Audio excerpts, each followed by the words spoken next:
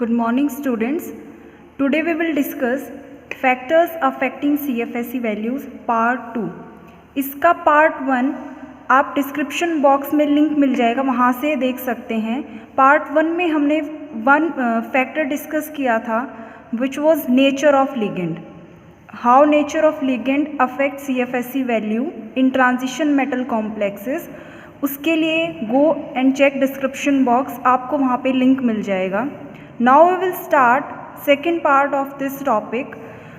इसमें जो second point आता है factors affecting CFSE value में, it is oxidation state. Oxidation state में oxidation state के लिए अगर हम study करें, for example if we take this complex CO ammonia 6,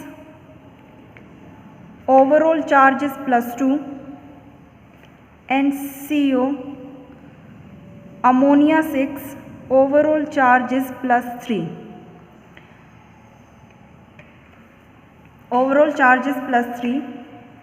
Oxidation state for this complex cobalt के लिए है +2 and for this complex it is +3. तो जो हमारी CFSE वैल्यू है, स्प्लिटिंग एनर्जी है, it is directly related to the oxidation state of metal ion. जितना ज़्यादा मेटल आयन की ऑक्सीडेशन स्टेट होगी वो उतनी ही ज़्यादा स्प्लिटिंग शो करेगा। तो this was the oxidation state. ऐसे ही अगर आता है एग्ज़ाम में, out of these which complex has higher CFSE value. Fe complex है वाटर के साथ, ऑक्टाहेड्रल कॉम्प्लेक्स, +2 चार्ज है कॉम्प्लेक्स पर, and second is FeH2O6 +3. Again we can see that in FeH2O6 +2 metal has +2 oxidation state, यहाँ Fe की oxidation state +3 है। तो जो सेकेंड कॉम्प्लेक्स है इसकी जो है डेल्टा नोट वो क्या होगी, हाई। ओके, ऐसा होता क्यों है इसको थोड़ा सा देखते हैं। डिटेलिंग नहीं करनी, बस थोड़ा सा इसको समझते हैं कि ऑक्सीडेशन स्टेट से how CFSE value is increasing.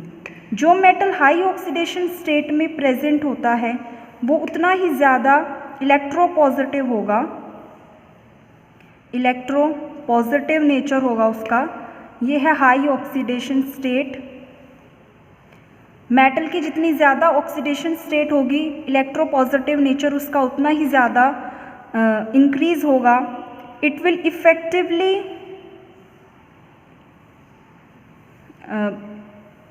Interact with ligand. Effectively interaction with ligand किस केस में होगी, जब मेटल की ऑक्सीडेशन स्टेट हाई होगी तो उसका जो इलेक्ट्रोपॉजिटिव नेचर है ज़्यादा होने की वजह से लिगेंड के साथ इफ़ेक्टिव इंटरेक्शंस होंगी। इफ़ेक्टिव इंटरेक्शंस होने से हमें पता है ML इंटरेक्शंस जितनी ज़्यादा इफ़ेक्टिव होंगी उतना ही हमारा जो स्प्लिटिंग है वो क्या हो जाएगी, इंक्रीज हो जाएगी। Okay, now next point is type of D orbital.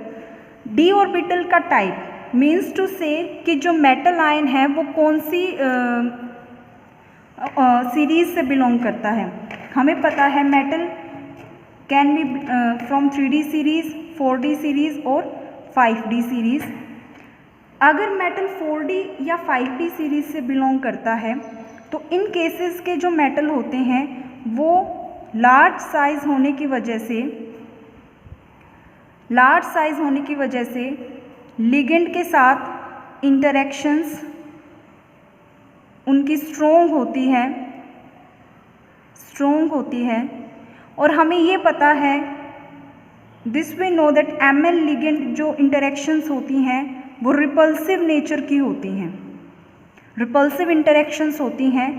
तो in case of 4D and 5D series जो मेटल आयन है इट इज़ लार्ज साइज होने की वजह से ML रिपल्सिव इंटरेक्शंस वहाँ पे ज़्यादा होंगी, क्योंकि ये लिगेंड को ईजिली, लार्ज साइज होने की वजह से ये इसको ईजिली अकोमोडेट कर सकता है तो वहाँ भी लिगेंड की वजह से जो स्प्लिटिंग पैटर्न होगा वो क्या हो जाएगा, हाई। अगर हम टाइप ऑफ डी ऑर्बिटल देखें तो 4D एंड 5D सीरीज़ के लिए वहाँ लार्ज साइज़ है, लार्ज साइज़ होने की वजह से लिगेंड को इजीली अकोमोडेट करेगा, delta nought will be higher. इसको एक एग्जांपल के हिसाब से देखते हैं, जैसे कि अगर हमारे पास ऑक्टाहेड्रल कॉम्प्लेक्स है, CO अमोनिया 6 +2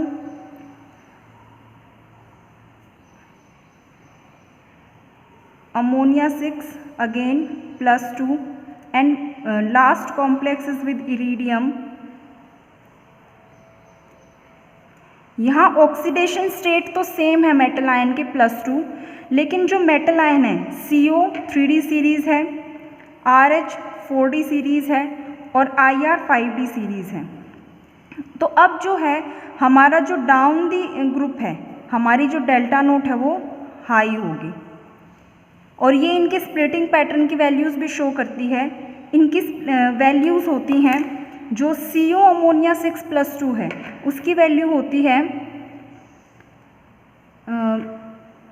23,000 सेंटीमीटर इनवर्स और RH के लिए होती है it is 34,000 centimetre inverse and last for iridium it is 41,000 centimetre inverse. तो आप यहाँ से देख सकते हैं डाउन द ग्रुप जैसे जैसे मेटल आयन का साइज़ इंक्रीज़ हो रहा है वैसे वैसे स्प्लिटिंग पैटर्न भी बढ़ रहा है और CFSE वैल्यू क्या हो रही है, इंक्रीज़ हो रही है। तो यहाँ हम कंक्लूज़न लिख सकते हैं कि 3D के लिए हमारा जो होगा for 3D series delta nought will be lower as compare to 4D and 5D series. Okay, next is geometry. Geometry कैसे जो स्प्लिटिंग पैटर्न है या CFSE वैल्यू है उसको चेंज करती है। ज्योमेट्री में हम टेट्राहेड्रल ज्योमेट्री स्टडी कर चुके हैं, वहाँ स्प्लिटिंग पैटर्न कैसे होता है, और ऑक्टाहेड्रल के लिए भी स्टडी कर चुके हैं। तो ये हमें पता है for tetrahedral splitting delta T is very low as compare to delta nought. तो जो टेट्राहेड्रल अगर ज्योमेट्री होगी किसी भी कॉम्प्लेक्स की तो वहाँ उसका स्प्लिटिंग पैटर्न क्या होगा, कम होगा as compare to octahedral geometry. तो ज्योमेट्री को अगर हम देखें for example CO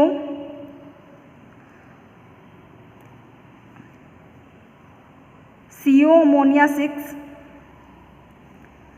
CO ammonia 6 +2 and NiCO4. Here this is the octahedral complex and this is the tetrahedral complex। तो जो टेट्राहेड्रल कॉम्प्लेक्स है उसका स्प्लिटिंग जो होती है वो कम होती है, तो यहाँ इसकी जो CFSE वैल्यू है वो कम होगी as compare to the octahedral complex. और यहाँ एक और बात ध्यान रखना कि जो टेट्राहेड्रल कॉम्प्लेक्स हैं वहाँ delta T is very low, even lower than the pairing energy. Pairing energy से भी कम होती है और इस वजह से वहाँ पे क्या बनते हैं, ज़्यादातर हाई स्पिन कॉम्प्लेक्स बनते हैं, हाई स्पिन कॉम्प्लेक्स। ओके, अब जो हमारा ये पार्ट 2 है वीडियो के लिए ये यहाँ कंप्लीट होता है। इसमें हमने डिस्कशन किया है oxidation state, type of D orbital and geometry. First part के लिए आप डिस्क्रिप्शन बॉक्स में ज़रूर लिंक देखिएगा और अगर आपको कोई क्वेरी है then you can ask. Okay students, thank you.